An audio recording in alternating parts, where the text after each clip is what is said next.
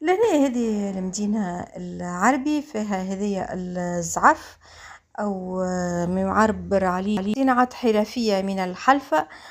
خديت يعني حاجات تخص المطبخ تو تشوفوها في قناتي الزمن الجميل مع هدى.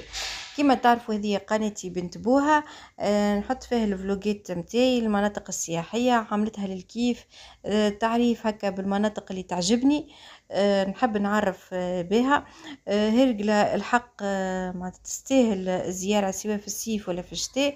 منطقة سياحية جميلة، كالمة، هادئة نظيفة، عبدها باهين مضيافين، للناس اللي تبحث على الهدوء معليهم كان بالبلان هذايا سي ان بون بلان بالنسبة للناس اللي تبحث على الهدوء وعلى السكينة. حبيت نعمل معكم هالجولة الخفيفة هذه في المدينة، من المدينة العربي للمدينة السوري.